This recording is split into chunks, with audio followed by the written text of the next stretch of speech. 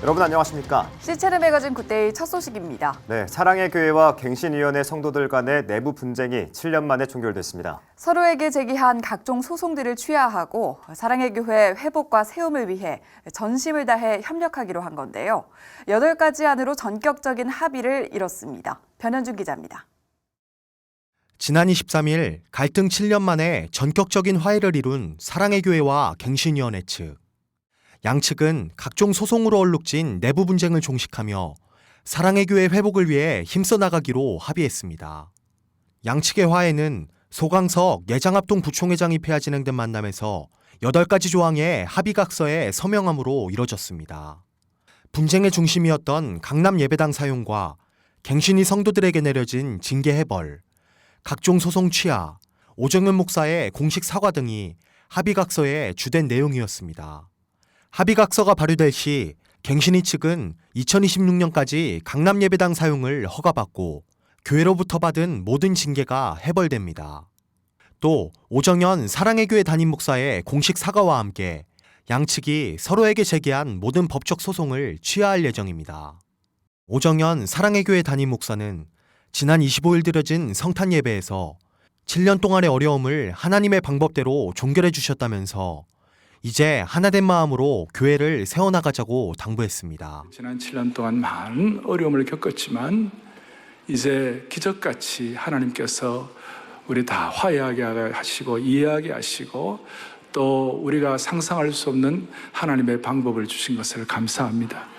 원래는 하나님께서 은혜 주셔가지고 우리가 화해하고 서로 용서하고 용납하고 하나 되게 하신 주님을 찬양합니다. 예수님의 용서와 참된 위로와 화해가 있어가지고 7년의 모든 고난을 끝내게 하시고 말로 다 할 수 없던 모든 시련을 주님이 종식시켜 주신 줄로 믿습니다.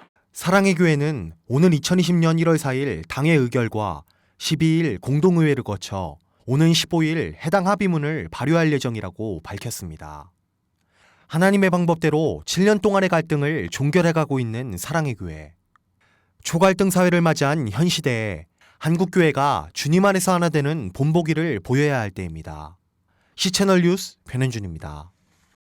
2019년 한 해가 마무리되고 있습니다. 정치, 경제, 사회, 종교 각 분야가 저마다 다양한 어려움을 견뎌온 시간이었는데요. 이틀간 올 한 해 교계 주요 이슈를 정리해봅니다. 조홍현 기자입니다. 3.1운동 100주년을 기념했던 2019년 한 해.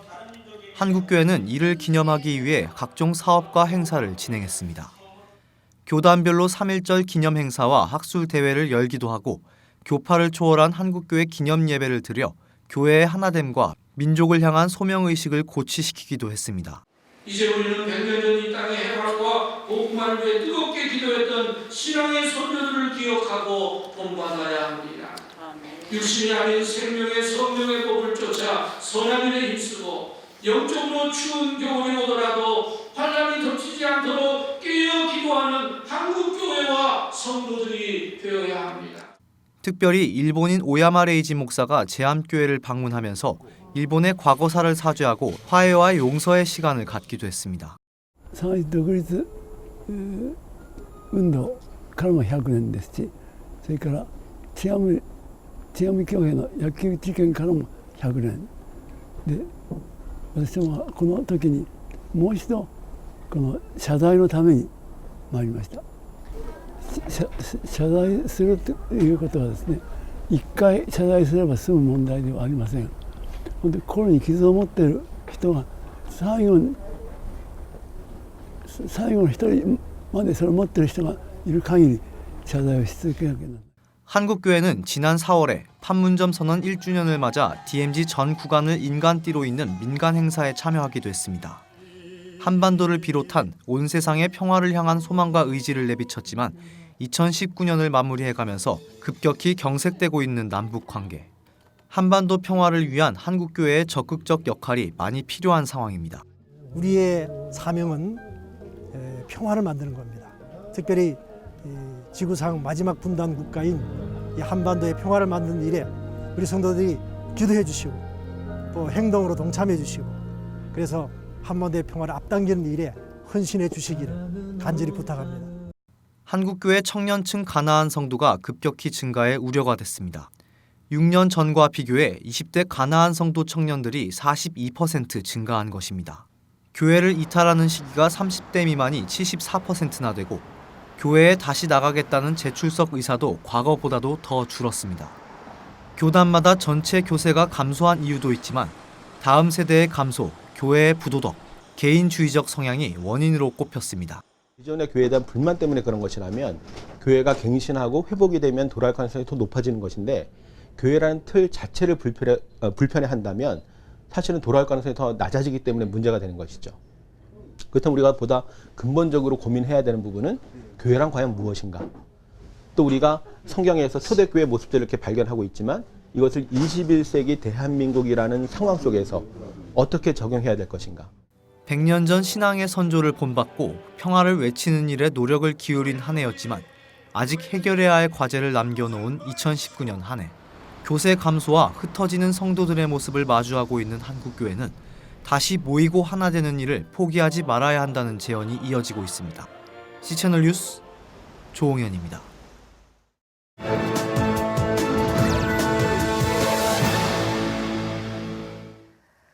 매년 기독교 박해지수를 발표하는 국제 오픈도어 선교회가 올해 발표한 자료에 따르면 20위권 순위에 들어있는 나라 중에 아시아권 국가들이 줄을 이었습니다. 네, 미얀마, 라오스, 베트남 등의 이름이 눈에 띄는데 이들 나라는 박해에도 불구하고 기독교 성장세가 나타나는 곳이기도 합니다. 미얀마 상황은 어떤지 관련 내용 미얀마 김문수 선교사 연결해서 들어보도록 하겠습니다. 네, 선교사님, 올해 미얀마 사역을 정리해본다면 어떤 해였다고 할 수 있을까요? 예, 올해 이 미얀마 사역을 뒤돌아보면 전반적으로 좀 정말 가난한 한 해였던 것 같습니다. 올 초에는 늦어지는 피해, 그런 가뭄의 피해 어려움을 겪었는가 하면 또 한번 비가 오기 시작하니까 어찌나 많이 오는지 홍수 피해를 입어서 또 많은 재산과 인명 피해들을 입은 지역이 나오기도 했습니다. 경제적으로도 많이 쉽지 않았는데요. 갑자기 사전 예고 없이 전기세가 3배로 뛰는가 하면 무역 마찰, 또 원유 규제와 관련해서 물가와 환율이 들쭉날쭉한 것이 경제가 매우 불안정한 상황이었습니다. 기본 물가 상승과 임금 상승은 말할 것도 없고요. 특히 저희가 중점을 두고 있는 사역은 교육 사역과 사람을 키우고 이 땅에 기독교 인재를 양성하는 그런 사역에 주력하고 있는데 이런 모든 어떤 국가적 상황이 여러 가지 상황들이 저희가 이 땅에서 선교 사역을 함에 있어 정말 마음을 어렵게 만드는 그런 부정적인 영향들을 미쳤던 것 같습니다. 네, 앞서도 언급했듯이 국제 오픈도어 자료에 따르면 올해 기독교 박해 국가로 이름을 올린 나라에 아시아 국가들이 많이 포함됐습니다. 미얀마도 예외가 아니었다고요? 그렇습니다. 미얀마는 현재 대외적, 공식적으로는 종교의 자유를 인정하고 있다고 하지만 여전히 종교 갈등과 차별, 그리고 박해가 존재하는 곳입니다. 올해 가장 큰 변화라면 지금까지는 외국인이 내국인을 전도하는 것만이 불법이었는데 올해부터는 내국인이 내국인을 전도하는 것도 불법으로 법을 바꾸었고 또 공공장소에서 전도를 하면 외국인이든 내국인이든 안 되게 되었습니다. 또한 쉽게 만날 수 있는 것들은 교회를 세운다고 하면 허가가 필요한데 그런 마을에서 허가를 안 내준다거나 예배를 드리는 것을 방해하기 위해서 기존에 있던 교회를 인근 소란이나 다른 이유들을 갖다 붙여 고소를 해서 그 마을에서 몰아내는 경우도 많이 있습니다. 뿐만 아니라 기독교인들은 공직에 나갈 때 상급 공무원이 될 수 없고 또 사회에 참여할 때 많은 제약들을 받는 등 그런 보이는 또 보이지 않는 그런 박해들이 많이 존재하고 있습니다. 네, 그럼에도 불구하고 우리는 선교의 사명을 포기할 수 없는데 미얀마 선교 상황 내년은 어떻게 전망하십니까? 네, 그렇습니다. 내년도에 사실은 미얀마의 총선이 있습니다. 현재 정권이 유지될지 다시 군부로 넘어갈지 어떻게 될지 또 이제 개최가 주목이 되는데요. 정권이 바뀌면 또 여러 가지 변화들이 오게 됩니다. 근데 바뀌든 안 바뀌든 그렇게 긍정적인 변화를 기대하기는 어렵습니다. 사실 2020년이 된다고 해서 지금 어려운 어떤 경제들이 확 좋아진다거나 지금 높은 물가가 반값으로 떨어진다거나 갑자기 뭐 후원이 확 늘어서 저희 어떤 선교사들의 생활이 안정이 된다거나 그러지는 않을 것 같습니다. 그렇지만 또 그런 상황 가운데서 소망을 잃지 않고 힘들어도 정말 기도로 매달리면서 그렇게 나아가다 보면 언젠가 하나님께서 이 땅을 긍휼히 여겨주시리라 확신합니다. 그때까지 저희 선교사들이 마음 무너지지 않고 잘 이겨낼 수 있도록 여러분들께서도 보내는 선교사로 기도해 주시고 또 많은 관심과 사랑을 가져주시면 좋을 것 같습니다. 네, 기독교 박해는 심해졌지만 그에 못지않게 교회 성장도 나타나고 있는 곳이 미얀마인데요. 정치와 경제 불안 등 환경적인 어려움은 커졌지만 새해에는 주의 은혜가 이전보다 더 넘치게 부어지길 저희도 함께 기도하겠습니다. 네, 미얀마의 김문수 선교사와 얘기 나눠봤습니다. 미 국무부에 따르면 전 세계 80%의 사람들이 여전히 자신이 원하는 종교를 자유롭게 갖지 못하는 환경에 놓여 있다고 하는데요. 최근 트럼프 대통령은 종교적 박해로 어려움을 겪는 이웃들의 이야기를 경청하는 시간을 가졌습니다. 미국에서 전해온 소식입니다. It was an extraordinary and moving scene in the Oval Office as President Trump listened to people from around the world who have been persecuted for their faith. I'm Esther from Nigeria. I do 3 years in Sambisa. I escaped from Boko Haram. This is Nadia, the Nobel Peace Prize winner. I'm from Iraq and I cannot say my family is there in the jail because when ISIS attacked us, no one protected us. After 2003, we started to disappear from our area, from our homeland. When ISIS attacked us in 2014, they killed 6 of my brothers. They killed my mom. The president even insisting he had time to hear more stories despite his schedule. I know the president has to get on, so I want to. Everybody, we can take a couple. can you? Okay, good. My family are being persecuted in Iran. Iranian people are with you. The majority of Iranian people. Explain what is happening in My Iran. parents are pastors. They're Christian pastors. They've been arrested. All my family, my father, my mother, and my brother. They are free on bail, awaiting their trial and long sentences. They've been invited, along with thousands of others, to tell their stories and take part in the Trump administration's initiative to protect and promote religious freedom. You have over 16 countries represented here. You have approximately 27 people, but I was in the room yesterday with thousands, and we had thousands that could not get in. So we thank you, President, for being the leader, the courageous leader to stand up not only in our nation, but countries all around for all faith of all people, that we should have the practice and the right to practice our religion. Pastor Paula White referring to the second ministerial on international religious freedom, hosted by the administration this week. The State Department says 80% of people worldwide live in a religiously restricted environment. All people from every place on the globe must be permitted to practice their faith openly in their homes, in their places of worship, in the public square, and believe what they want to believe. In Washington, Jenna Browder, CBN News.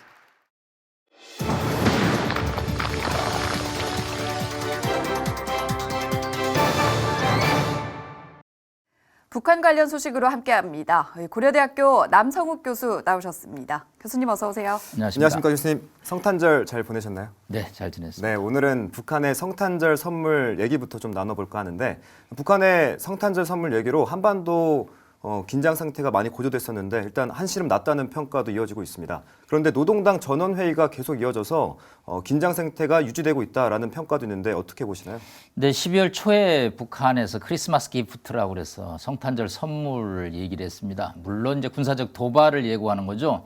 사실 미국 사람들한테 이건 굉장한 충격이죠. 네. 크리스마스라는 것은 전통적으로 좋은 선물을 받는 건데 북한이 시한을 정해서 도발을 예고했기 때문에 미국에서 많이 긴장을 했습니다.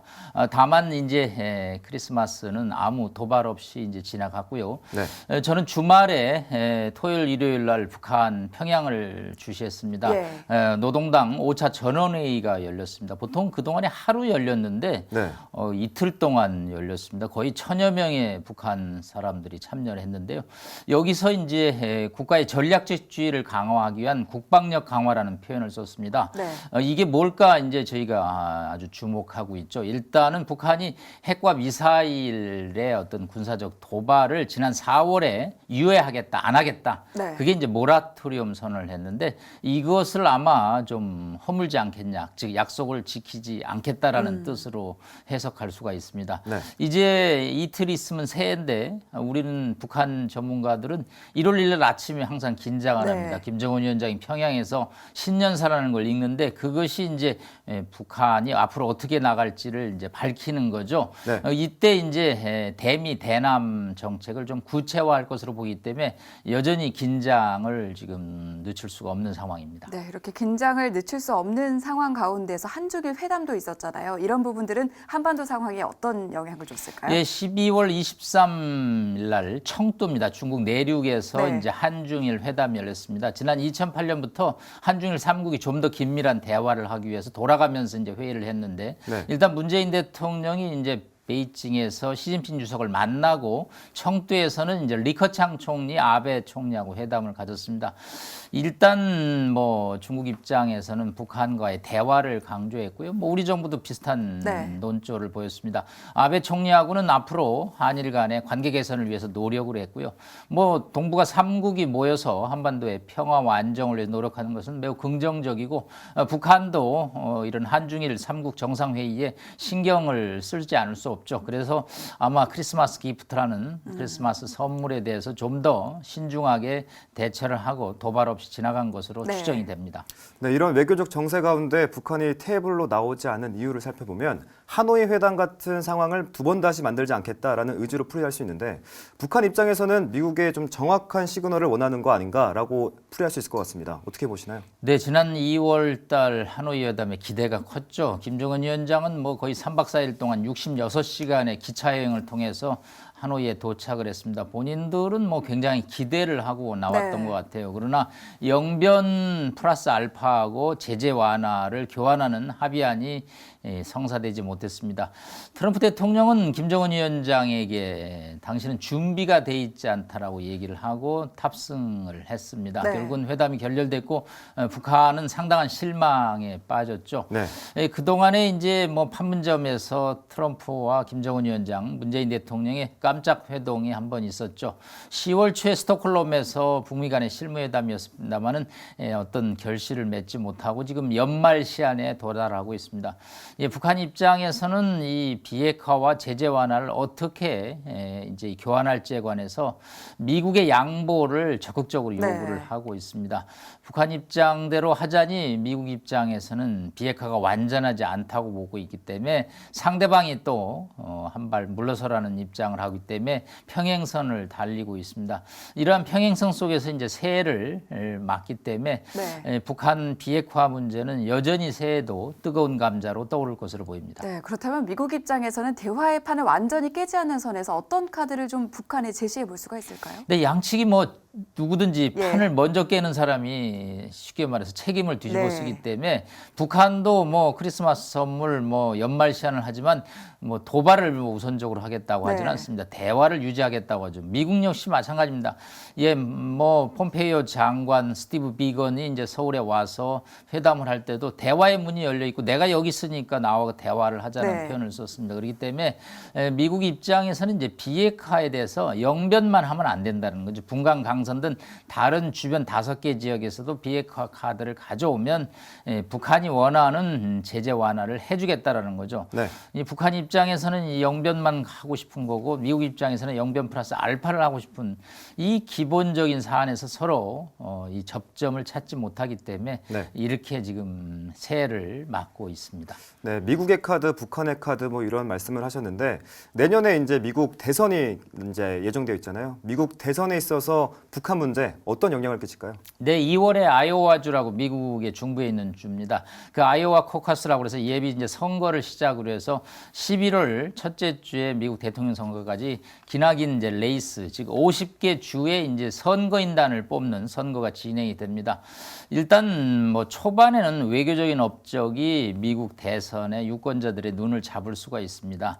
그러나 이제 미국 선거도 가면 갈수록 그것이 국내 문제, 경제 문제, 뭐 소득 양극화 문제 쪽으로 비중이 조금씩 옮겨갑니다. 그렇기 네. 때문에 아마 상반기에서 가을 초반까지는 북핵 문제가 이 미국 대선의 주요 이슈로 떠오르긴 하겠지만 이 유권자들 입장에서는 조금은 동북아의 먼 나라의 문제이기 때문에 점점 이제 미국도 공화 민주 양당의 정책 중에서도 국내 정책 쪽에 비중을 두면서 유권자들이 선택을 하기 때문에 네. 북한 문제는 시간이 가면 갈수록 비중은 높아지지는 않을 것으로 보입니다. 네, 팽팽한 긴장감이 감돌고 있는 지금의 상황을 중심으로 좀 짚어봤는데 이런 상황이 있기까지 올 한 해 참 뭐 대화의 분위기도 형성이 됐었고요. 여러 가지 일들이 있었잖아요.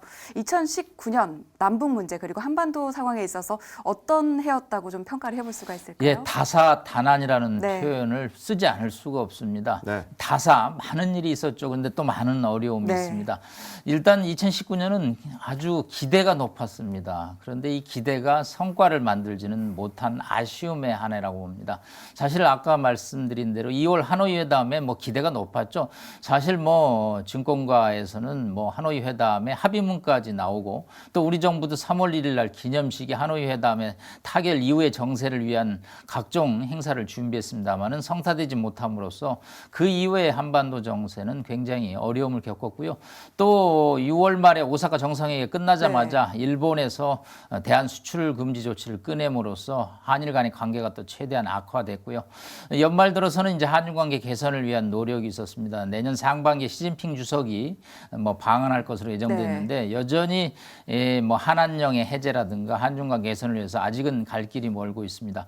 일단 한미 간에는 또 방위비 협상 문제가 굉장히 어려운 화두였죠. 네. 올해 아직 인상률을 결정하지 못하고 해를 넘깁니다. 아마 2월 정도에 타결을 될 것으로 보이는데 혈맹도 돈 앞에서는 상당히 냉정할 수밖에 없는 이 국제 정치를 저희가 다시 한번 인식하는 한 해가 되었다고 볼 수 있겠습니다. 네, 2019년 북한, 미국, 우리 한반도 얘기까지 다 쭉 나눠봤는데 앞서 교수님께서 말씀해 주신 것처럼 1월 1일 김정은 위원장의 신년사가 있을 거다 뭐 다 예견하고 있지만 그 신년사에 어떤 내용이 담길 거라고 예상하시나요? 예, 일단은 뭐 국가 전략지주의 강화를 위한 국방력 강화라는 것이 주말에 전원회의 결정 사항이기 때문에 그 연장선상에서 발언이 나올 것으로 보입니다. 네. 김 위원장이 보통 이제 그 응접실에 앉아서 직접 생중계 방식으로 연설을 하는데 아무래도 대미 관계에 있어서의 좀 새로운 길에 대한 구체적인 언급이 있지 않겠냐. 즉 대화를 놓지는 않지만 미국이 자신들의 요구를 들어주지 않으면 군사력 과시, 즉 ICBM이나 미사일, 뭐 각종 SLBM 등 군사적인 문제 사용 가능성을 배제하지 않는 뭐 그런 거고 남측에 대해서는 이제 한미 관계보다는 남북 관계를 중시하라는 압박이 있을 것으로 봅니다. 뭐 하나님께서 평양에도 좀 은총을 내리셔서 우리 김정은 위원장이 좀 개과천선해서 새해에는 한반도의 평화와 안정을 기원하는 그런 이례적인 신년사가 나오기를 기대해 봅니다. 네, 교수님 말씀처럼 팽팽한 긴장감이 새해에는 좀 해소되고 다시 한번 대화의 분위기가 찾아오길 저희도 함께 기도하겠습니다. 지금까지 고려대학교 남성욱 교수와 함께했습니다. 오늘 말씀 잘 들었습니다. 고맙습니다. 고맙습니다.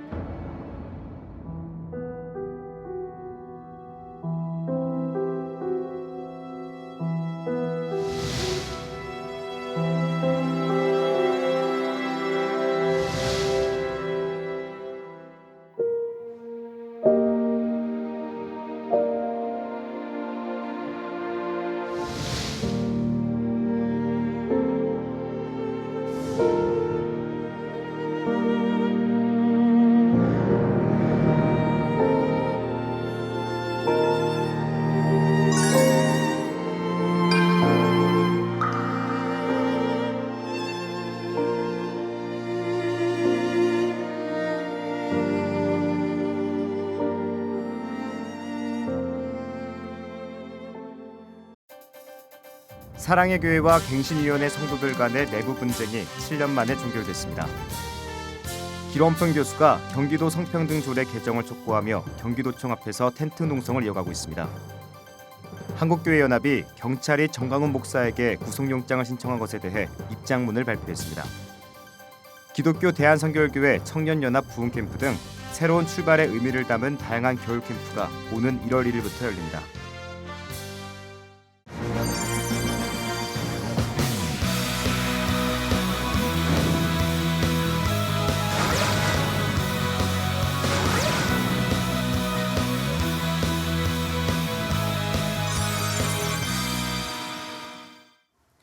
네, 올해 기독교 출판계를 대변하는 단어는 여성과 정치였다고 합니다. 사회 현상을 그대로 대변해주는 것 같은데요. 네, 올해를 마무리하고 새해를 여는 시점에서 우리 기독교인들이 가야 할 방향을 제시하는 지혜의 책들도 꼭 한두 권 곁에 두시면 좋겠습니다. 네, 시채널 매거진 굿데이 오늘 순서는 여기까지입니다. 시청해주신 여러분 고맙습니다.